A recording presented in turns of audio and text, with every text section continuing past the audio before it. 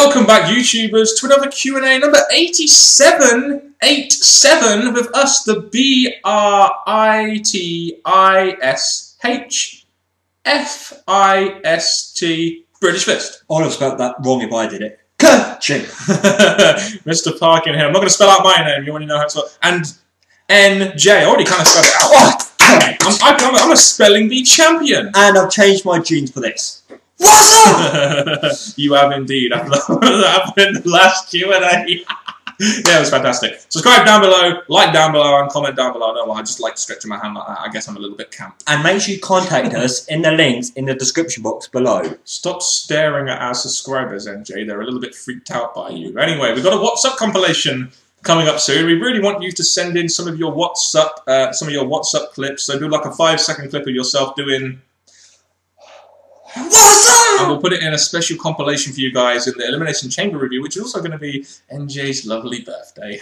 The thing is, this whole WhatsApp thing, the thing is, when you think of the WhatsApp, you used to think of R-Truth because he made a whole rappy song out of it, but now it's been copyrighted by the one and only MJ. Indeed. Do it for me. Indeed. Do it for him. It's going to be awesome, guys. Please take part in it. Everything will be in the description box below. Let's get on to this Q&A. Nathan Nerd made just us 3 questions. Trey, Trois, whatever you want to call it. 3. List these pay-per-views in order of the ones you would want to bring back most to the least. Armageddon, New Year's Resolution, Backlash, No Mercy, and Bad Blood. Well, we always liked Backlash, didn't we? Correct. Armageddon, after that. Fact.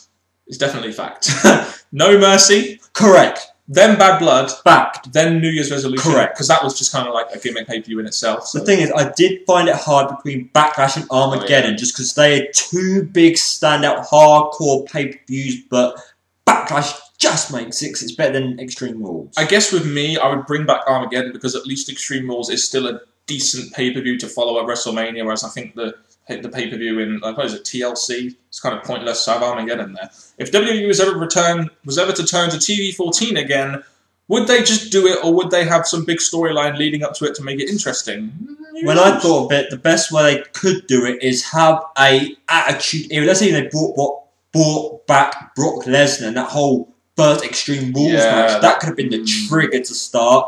But when that's now come and gone, the next person they could possibly do it to is either Batista or possibly Mark Henry, who could bring the attitude and the fierce fighting. I wonder if CM Punk could be responsible for it. I don't know. Maybe it would be interesting to see how they would do it. However, they're not. So, you know, even if WWE had the next face in place to replace John Cena, would you ever want him to turn heel right now, knowing their shitty current rise of WWE and that they would probably fuck up what could be an epic heel turn? They need to have him turn heel at some point. Every person needs to turn heel. Don't turn my hero heel. Don't turn him heel. Don't turn him heel. No. And you heard it from him. He just said, and I quote, "Don't turn my hero heel." You heard it from... He's going to commit suicide after this Q&A. In the next Q&A, if I'm on my own, guys, you know why I'm on my own. And probably if John Cena's champion, you would see me doing it live in our reviews. Oh, that would be awful. I wouldn't upload that, NJ. I'd want to mourn your death. But anyway, so yeah, I just think, yeah, they have to turn him heel at some point, and if they have that next babyface in place, do it as soon as possible, because the character is stale. As long as they don't make Sheamus the next one. Oh. We'll just move on. RFV089. What are some of the matches that prior to them happening you would have considered them dream matches or matches booked for a WrestleMania, but have now occurred too many times? Give the example of Cena versus Orton. That was definitely one. Punk versus Daniel Bryan was one that we thought could really be good at WrestleMania. Then they did it way too many times. Ziggler Cena.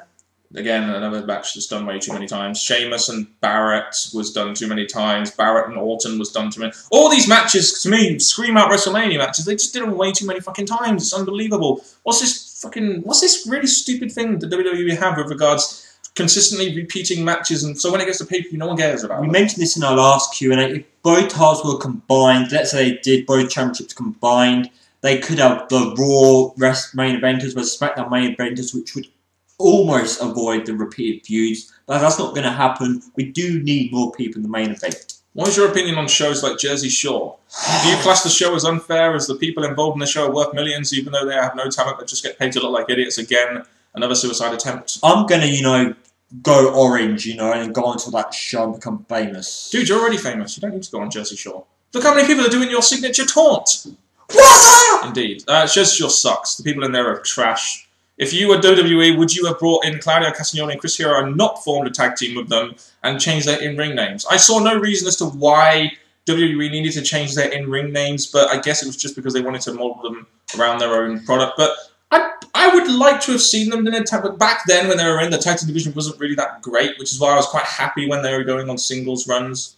I think the WWE changing names, yes, you're trying to reinvent them, make them better, but when they do it, it doesn't always work. So I think bringing them with their names they're known as might draw more interest, but there we go. Mr. Killer Relic 2008. In your honest opinion, do you think Randy Orton would be as big now if the RKO wasn't in existence? Yes. Yes. No. Evolution. No. Well, they had the evolution, but if people... A lot of people know Randy Orton from his RKO. Like, imagine if Austin didn't have the Stone Cold Stunner. Imagine if Rock didn't have the People's Elbow. And it would have been rated punt. Not rated RKO, but rated punt. He would have had the rated punt. That would have been great. Not in the PG era, though. No. You can't do that in the PG era, unfortunately, anymore. So I think the evolution would have still worked. He just would have had the whole RKO to continue him growing. I do think the RKO is a big part of his character, though, and I really do think that would have hindered Randy Orton's evolution to a main event star like he is now. The wrestling team. Are you surprised that WWE featured CM Punk with Ric Flair?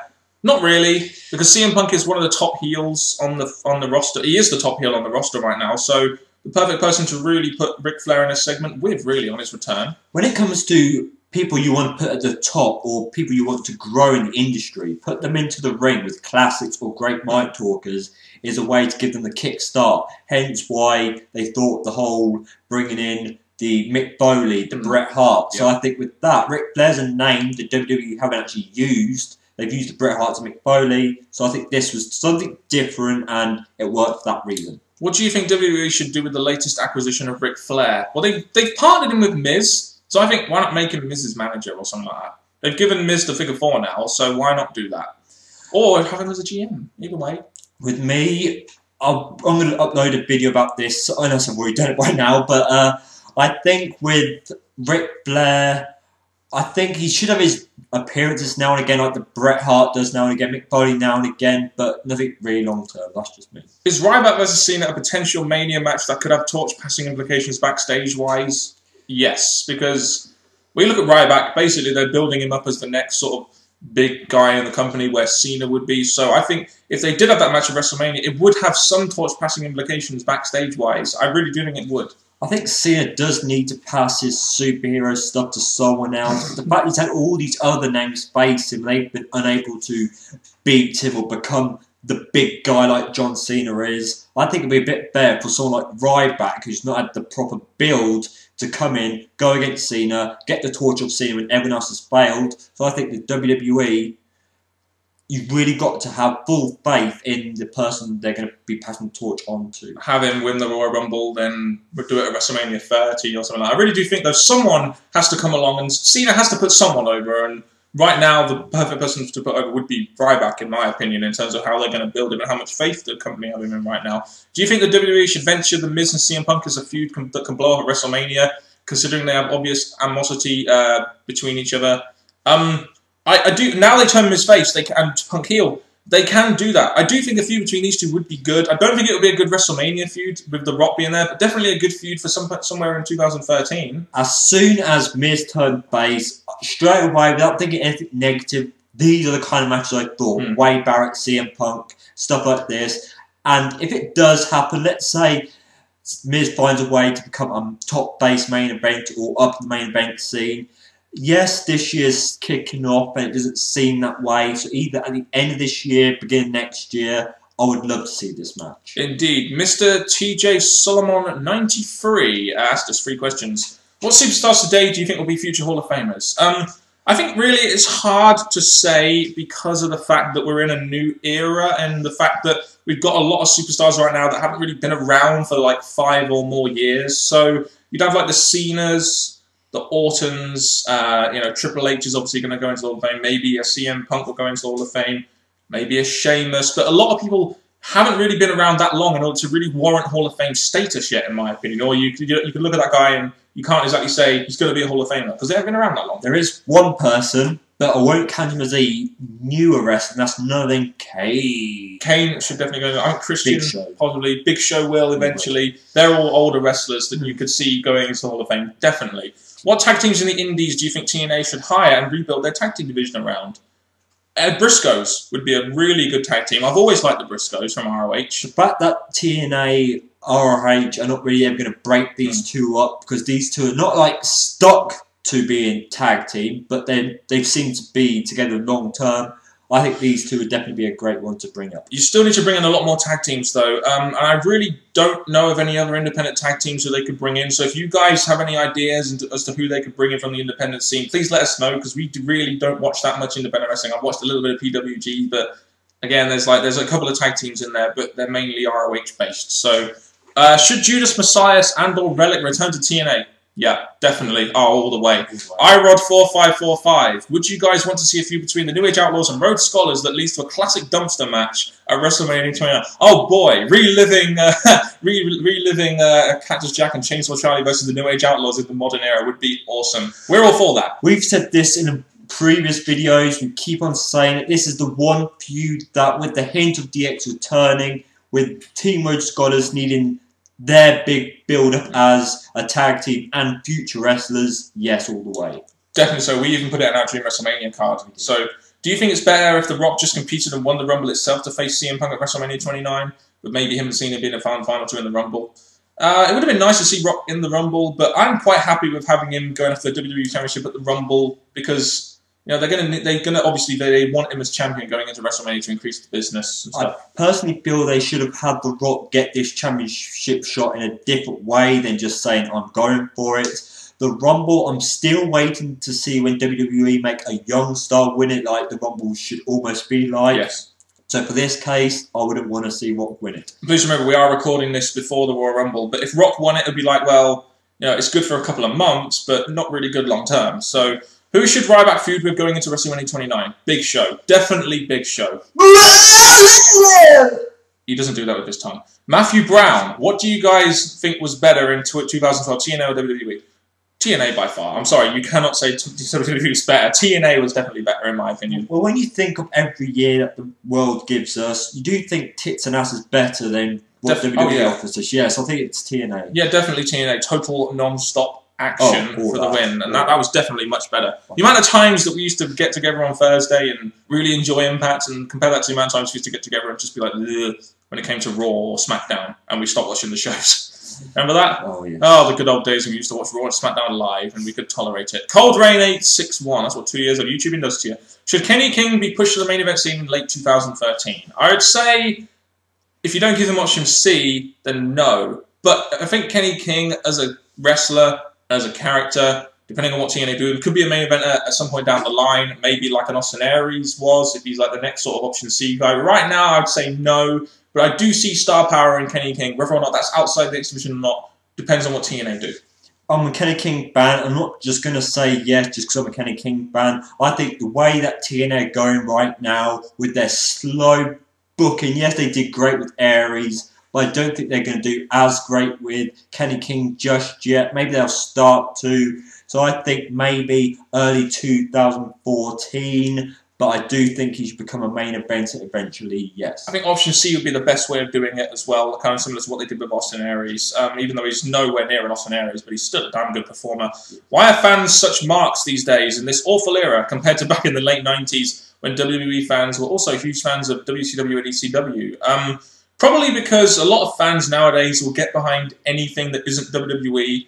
The reason why they got behind WCW and ECW is because they were kind of fed up with what WWE were doing, kind of like now. So you get a lot of TNA fanboys, you get a lot of ROH bots there that, so it does happen, but I mean, you get WWE marks as well, so it kind of all balances out, really. Anything that shows any sign of what the WWE, WWF used to offer, they're going to jump to, they're going to compliment, they're going to hold in their hearts in high places. Metal Ruler 45. With TNA getting rid of a few filler pay-per-views, do you think TNA should have a pay-per-view style show on Impact? Yes, I remember that whole effing show, 3-hour Impact they did, that was after Hardcore Justice, which failed. That was brilliant. I think a 3-hour pay-per-view style show on Impact, especially with their need for ratings, would be a great idea for TNA if they can get that extra hour. If they scrap these, these shows. gimmicky shows there between, like, you know, gut check's alright, but then they have Championship Thursday, which is almost like a pay-per-view kind of thing, because championship matches should be happening eventually at pay-per-views every few weeks. Now they only have 4. I think there's more room for that, but I see what you mean. That's what I think. As long as they have one of these big special pay-per-view things instead of these gut checky and stuff like that, and have it one big special show, then yes. Like a Saturday night main event. Yeah, a couple of times a year maybe. Anything goes show WWE. This should be funny. How would NJ react if John Cena broke Ric Flair's 16-time World Championship record? Hell no, he's not. What? John Cena went on a WrestleMania streak like Taker. Hasn't he already done that? A bit late now. WWE realising that's just going to be a bad idea. He's lost twice in his last 2 WrestleManias, I guess. John Cena holds the WWE belt longer than Punk did in 2013. A very depressed NJ. John Cena beats Rock at WrestleMania, then beats him in a rubber match at SummerSlam. John Cena gets fired. I think you just put NJ in eternal bliss there and even go show WWE. No wonder people think you're the American version of the British Fist. That's all I can say. Anvil Pro 100. Is this another Anvil account? How many do you have? Fucking hell. It's Anvil X. Now it's Anvil Pro 100. Who do you think is more overpowered? Ryback or Super Cena? Oh, Cena questions. I'd say definitely Cena, because at least Ryback you can see why he's overpowered, because he's supposed to be. That's part of his character. The WWE obviously want their top babyface that the kids can rely on, and plus Ryback, yes, if they're passing the torch on, Ryback could eventually become that. People are going to hate Ryback, so I say go for it. You already got some people hating Ryback, so it's a quick push.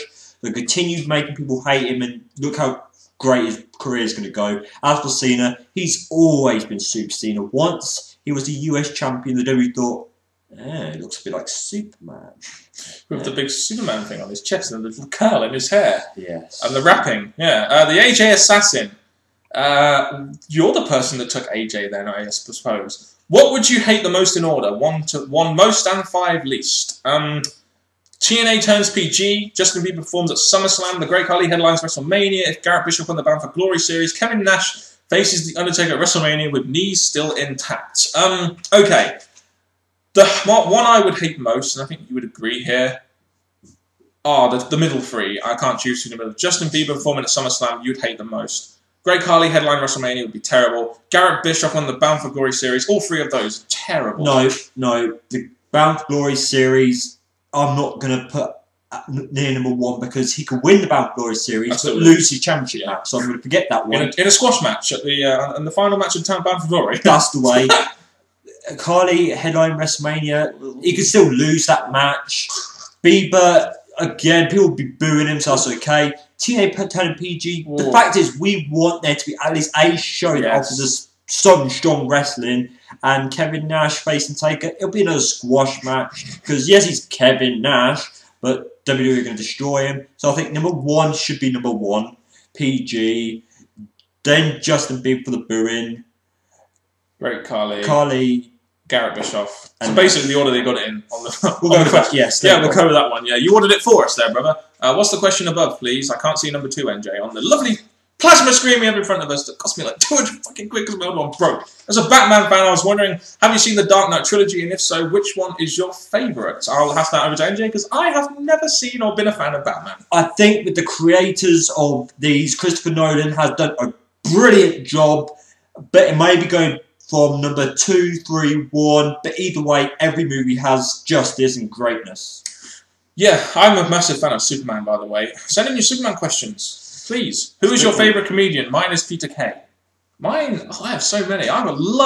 Lee Evans is my favourite. I love Lee Evans. There's so many. I did struggle when I was reading through these to make sure there's any that we had to really think about preparing ourselves for. But there's Lee Mack, Sean Locke, Jonathan Ross. There's Omid Dalili, I like him. He's very funny. Russell Brand, not really much anymore. Peter Kay, yes. So yeah, there's quite a few, but one, Lee Mack's definitely up there. Yeah. I love Stuart Francis as well. Did I just do my Deja Vu joke?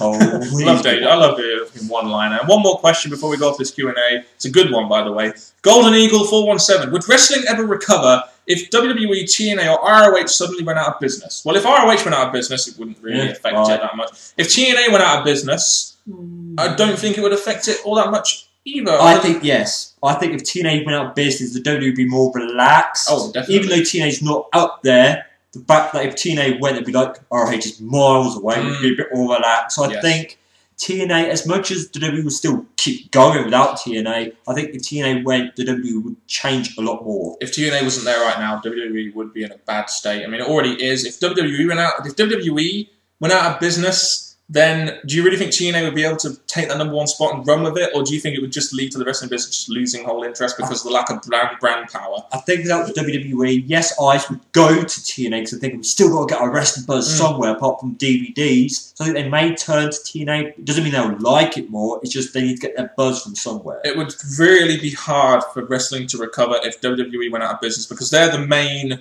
That's the company that everyone knows about. WWF, WWE, they're the main market share. They've got the main market share. They've got the main brand power. Whenever you say wrestling, everyone always thinks of WWE. So if WWE went out of business, it would really affect it. The other two, less so. But TNA, if they went out of business, then the business itself would still decline in some way because you wouldn't have any kind of competition for WWE. But the TNA wrestlers, let's say TNA went, would brand to either WWE or some of them to ROH, so it could be beneficial. WWE would have a stronger roster as well, and could probably do a little bit more with that. So yeah, that's an interesting question, that is. Put your opinions in the comment section below, and yeah, that's the end of another Q&A. More 20-minute videos of us answering the people's questions. If you're some man, I'm not going to do it. Anyway, NJ, play us out, please. I swear, people, if you continue with these John Cena questions, I'm going to hire a Terminator, NJ, I can't speak again, to come to your house, and he's going to rip all your plants out your flower beds. Until next time, YouTubers, thank you very much. Lock your doors and goodbye.